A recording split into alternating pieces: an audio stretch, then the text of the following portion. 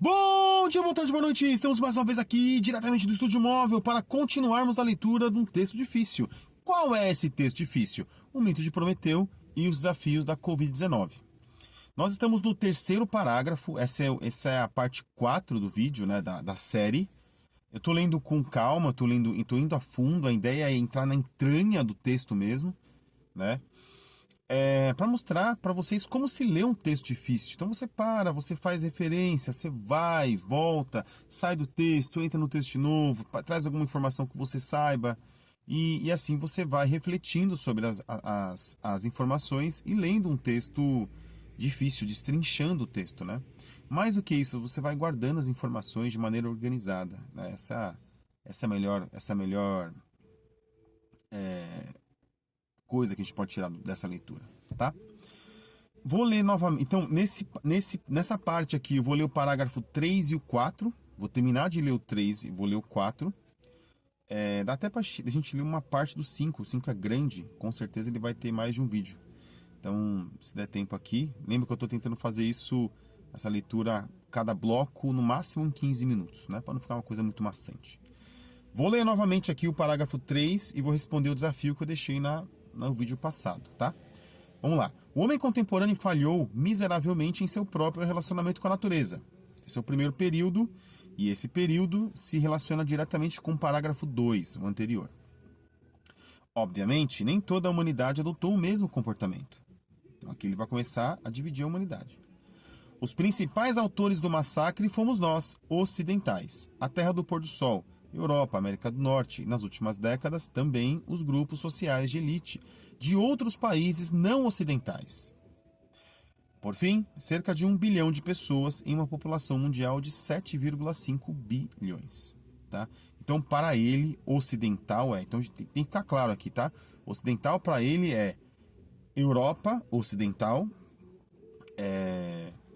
depois e América do Norte, tá? Quem é América do Norte? Basicamente Estados Unidos.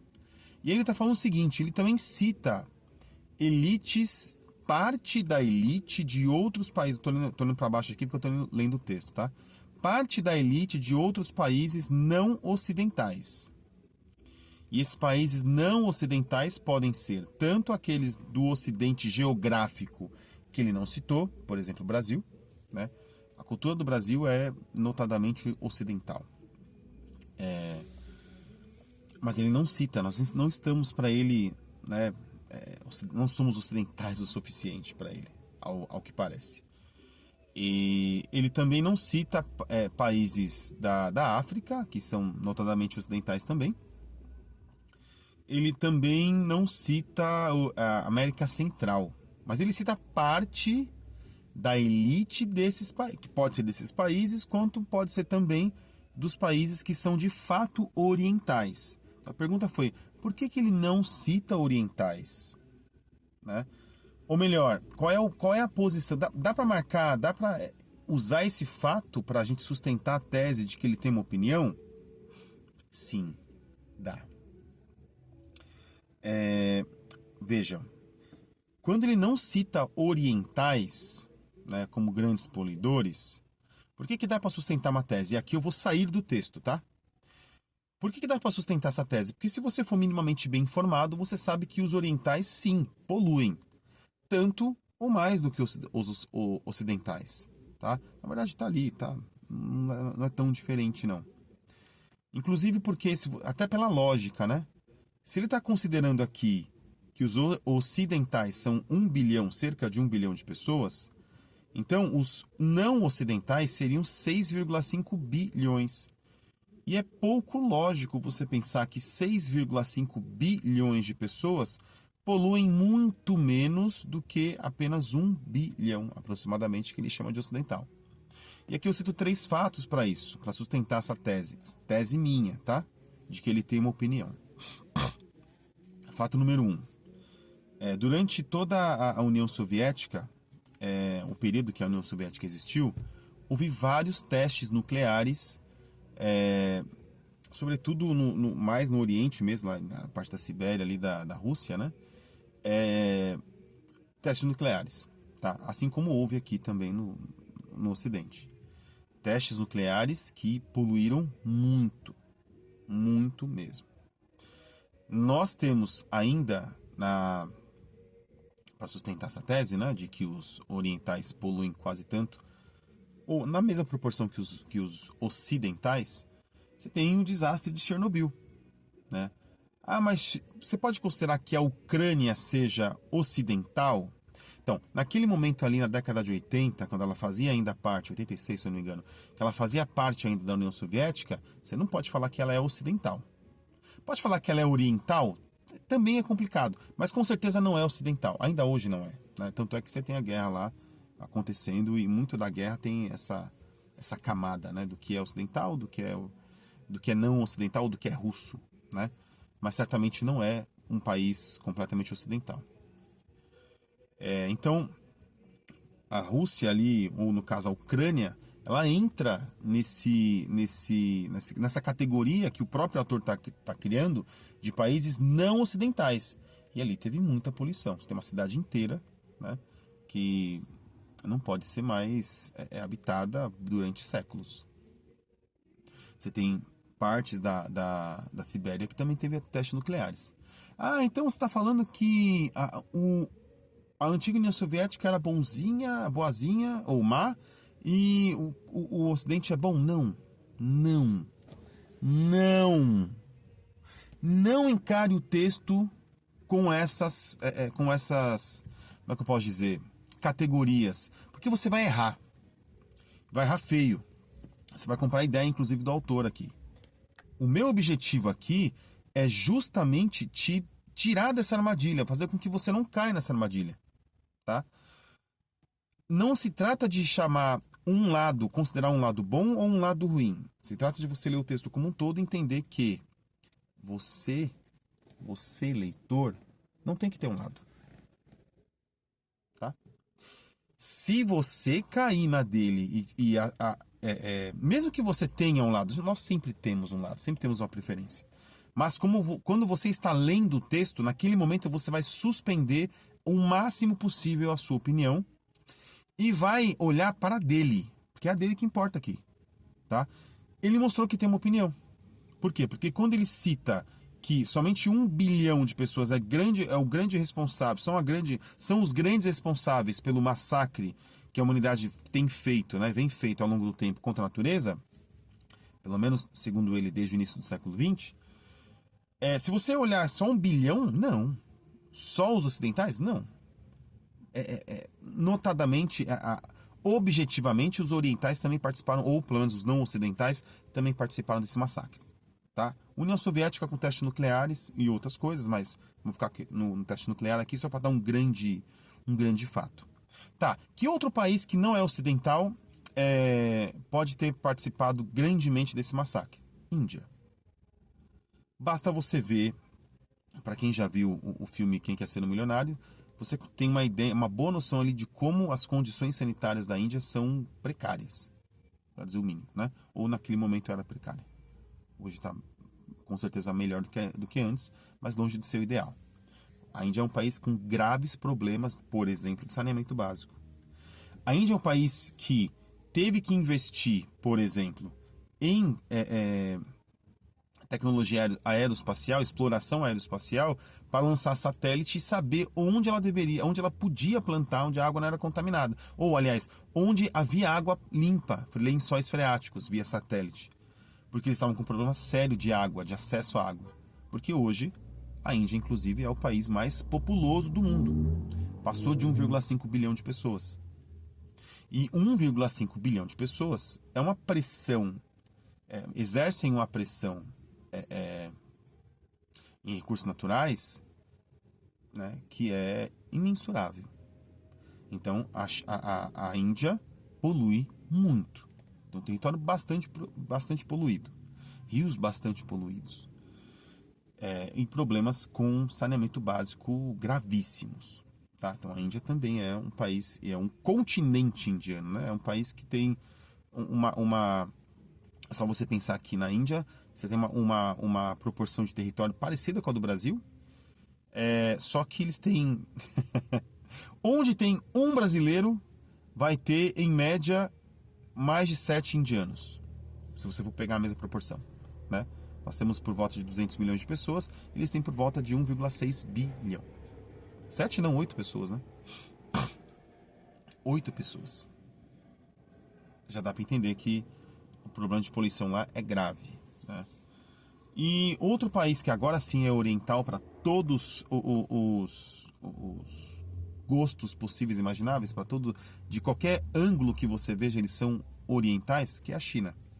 A China, até uns 20, 30 anos atrás, tinha a grande Pequim, o ar era, você conseguia ver, o ar era visível, de tamanho era a poluição ambiental que existia, poluição atmosférica, né? Porque você tinha um monte de fábricas, a China naquele momento tinha a sua matriz, muito da sua matriz energética vinha de carvão, ainda vem, mas eles vêm diminuindo. Eles estão evoluindo a passos largos em todos os sentidos, né?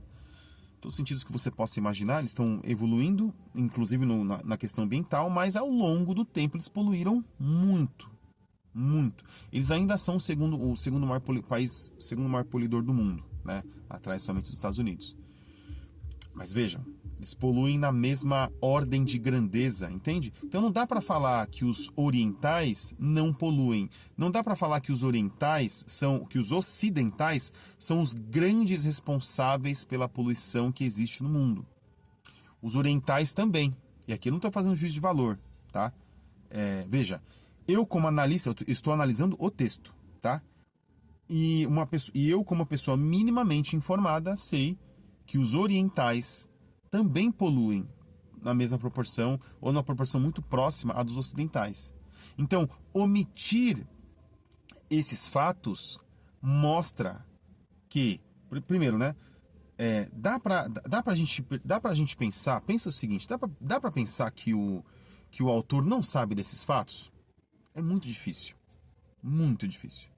tá? Ele tá num país central do capitalismo, ainda que não seja um dos mais poderosos, né? Uma grande nação, que é a nação italiana. Então ele tá na parte rica da Europa e ele com certeza tem acesso a essas informações, tá? Sempre que você estiver lendo o texto, escuta o que eu vou te falar agora. Sempre que você estiver lendo o texto e você sobre algumas informações do autor, se pergunte: ele tem acesso a outras informações que eu também tenho? Então é de se supor, é razoável supor que eu, na periferia do país periférico do capitalismo, o Brasil é um país periférico, tá? Para todos os efeitos, todas as classificações possíveis e imagináveis. Se eu tenho acesso a esse tipo de informação, ele que está no centro do capitalismo também vai ter. E outras informações que, inclusive, eu não tenho. Então, não dá para falar, ele não sabia, ele não tinha essas informações, né? Ele não tinha as informações que os orientais também poluem. Não, ele tem. Óbvio, você pode assumir que ele tem essas informações. Se ele tem essas informações, por que é que ele está omitindo essas informações para falar que os ocidentais são os maiores poluidores? Ou são os grandes poluidores, como ele está falando aqui, são nem toda a humanidade, os principais autores do massacre fomos nós, né? Palavras dele. Não dá para atribuir a ele a ignorância desse fato, de que nós não somos os principais. Somos um dos players. Tem vários, né? Tem vários não, né? Tem o Oriente como um todo também poluiu bastante, tá? Isso é informação implícita. Isso é informação que você traz de fora do texto e compara com as informações do texto para entender qual é a linha de raciocínio que o autor está seguindo aqui. Se você não faz isso, você compra a ideia do autor. Isso é um problema, isso é um grave problema se você está estudando o texto, né? Se você quer ler um texto a fundo. Por mais que você concorde com a tese do autor, se você comprar a tese sem entender o que tem por trás, você foi enganado. Você não entende o texto. Esse é meu objetivo aqui. Fazer com que você entenda. Independente se você concorda, eu não estou preocupado se você concorda, se você discorda, se o cara está falando a verdade ou se ele está falando a pior besteira do mundo. Não importa. Não importa para mim. O que me importa é, você entende o raciocínio que ele está fazendo aqui? É esse o objetivo. Esse é meu objetivo aqui. Com essa leitura a fundo. E eu estourei o tempo que eu coloquei para mim mesmo, né? Eu fiquei 15 minutos para falar do parágrafo 3. Então eu não vou avançar para o parágrafo 4, ainda que ele seja pequeno. Não, acho que dá, hein? Vamos avançar para o parágrafo 4, vai. Ei, se ficou grande o vídeo, você me fala aqui embaixo. Se você, não, Daniel, vai, continua aí, ou não. Ou, parou, você falou demais. Eu falo muito. E eu gosto de falar muito. Esse é o problema. Então, me avisa aí, beleza? Vamos para o parágrafo 4, que é pequenininho, acho que dá para caber aqui, dá para esticar um pouquinho essa corda aí. Vou ler o parágrafo 4. O pensamento mainstream, consumista, concebido e realizado, até o momento, não é mais permitido e não deve ter mais espaço, a menos que se queira acelerar o fim de grande parte do gênero humano e um suicídio em massa. A pergunta para vocês, ele está continuando no mesmo assunto que ele estava no anterior? O que é um pensamento mainstream? E por que ele não deve ter mais espaço? Qual é... Melhor, vou reformular a pergunta. Qual é o pensamento que ele está chamando de mainstream aqui? Vou deixar com você com essa dúvida. Até o próximo vídeo, no próximo eu vou responder. Durma bem, beba bastante água e aproveite sua vida. Até mais, tchau, tchau.